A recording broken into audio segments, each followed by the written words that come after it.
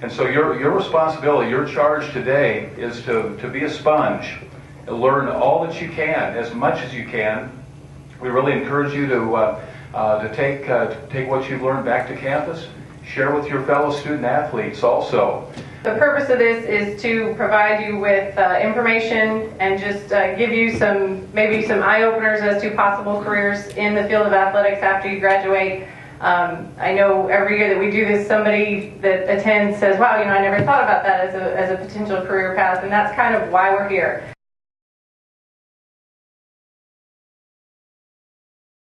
I think it's important too that you should find something that you're going to be happy getting up every day and going to work. Something that you love to do regardless of what the paycheck may or may not be. Athletic training, my original life plan, not a big money maker unless you are the top dog at a big university and probably got. But I knew that I could have gone in physical therapy, made a lot more money, but I would not have been happy with that. So I stayed in athletics, was very happy with it, and I've just been fortunate enough that I've been rewarded for everything I've done, that I make a decent living now, and I still love what I do, so I've kind of gotten the best of both worlds. So I think follow what you love so you're not going to be miserable at your job every day, no matter how much money you make. And the way I look at it is sometimes it's more money, more problems. I say that all the time. I mean, and the reason I say that is because, I've been at Florida for 17 years, and I have seen 4 different baseball staffs, 4 different basketball staffs, golf. I mean, it turns over a lot. And the reason it turns over is because if they're going to pay you that kind of money, then there's expectations on the other end of results. I think that's a pretty big misconception about athletics, that there's just tons of money in it. That's not really, even at D1, that's not the case, especially starting out. You have to be willing to do what you love for whatever the pay is. A lot of people, I have friends who have master's degrees that are in unpaid internships right now. And you definitely start at the bottom, work your way up, and if you don't do it that way, then you don't start to go where you are. That's how I feel like it. The quality of life part for me played into it as well.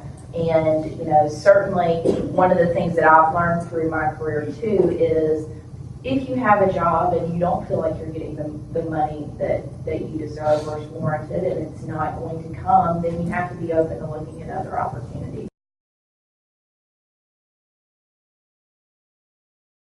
Most of the NCAA website to student athlete affairs. I just got an email about the career forum where the NCAA literally, I think you have to be nominated and then selected, but get your resume, get able to talk to people. And there's some other avenues and opportunities that you can definitely be involved in. People are also trying to go to grad school and they're looking at sports. They have the postgraduate scholarships and things of that nature. But and I would also suggest if you have an opportunity to intern and not get paid, take it. Because some people just don't want to do that, and I know that economically it's a little difficult. But when someone gives you an opportunity, as everyone is at the table, take it. I think the biggest problem with our generation, and not just in sports, is entitlement. Just because you have a college degree, congratulations, that is everyone else in this room. It's about busting your butt and working hard and find opportunities that maybe other people wouldn't look at.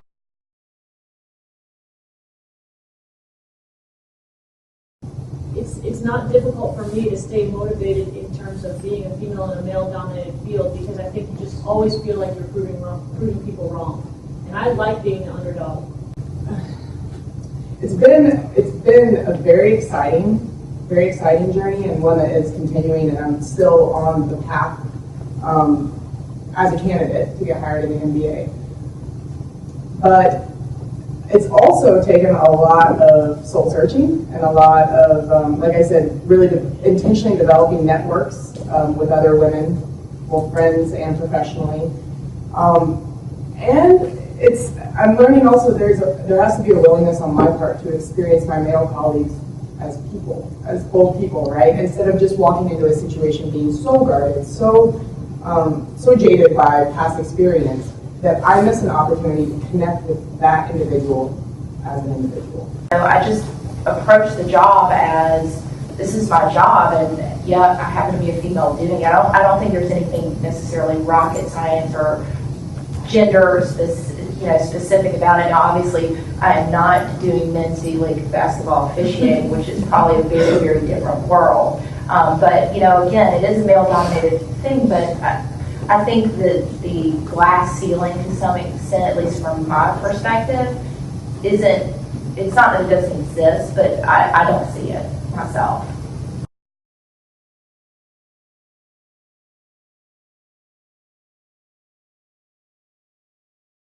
I'm absolutely honored to be here to present the keynote address to you. I had the chance to serve on the panel last year, and I thoroughly enjoyed that experience, and I absolutely enjoyed hearing all the stories from the panelists today. Really great advice, and I hope that you will heed a lot of the words of wisdom that you heard from these ladies this morning.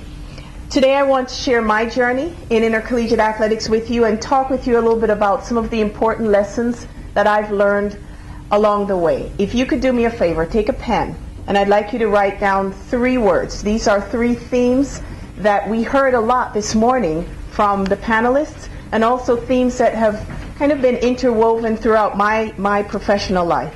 The first word is opportunity. Opportunity.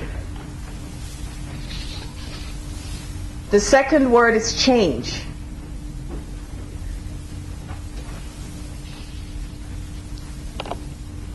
And then the third is preparation.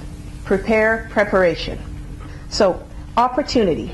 You want to be open to opportunity. You want to plan your course. You want to figure out where you want to go, but don't lock yourself into a particular mold. As one of the panelists said earlier, you never know where you might end up. But certainly, you must plan. You must plan, and you must be able to recognize opportunity regardless of what it comes dressed as. The second one was change. Don't fear change. As a well-known 17th century French writer said, the only thing that is constant in life is actually change. So you need to embrace it. You need to view change as opportunity. And then thirdly, preparation. You want to prepare yourself for greatness. Think about what you need to do to be ready when opportunity knocks. You want to understand that being good at what you do by itself is never enough. You need to create that professional identity that's going to get you to where you want to be.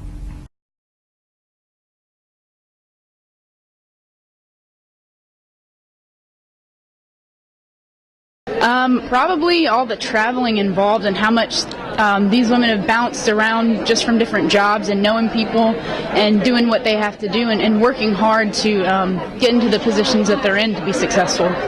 The part about just kind of doing whatever it is that you need to do, whether it's low pay or whatever that you have to do to make yourself happy. I've been hearing that a lot, but it's cool to hear it from people who have actually had success with it. And I want to coach also, and so seeing that, I might have to start out at like the middle school level or something like that, but I could work my way up.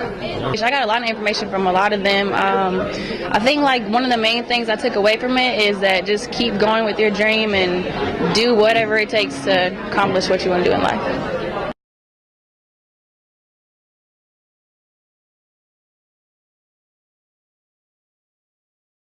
I wanted to say you do need to prepare, but beyond just preparing, you need to be conscious of how you're perceived.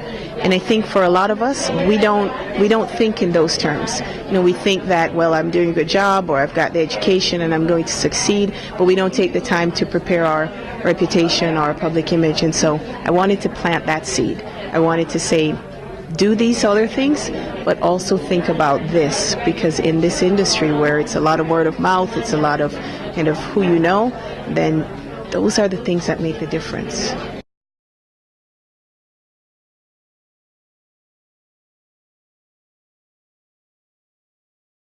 I'll tell you, I'm so excited about the way we've transformed from year 1 clear through to year 4.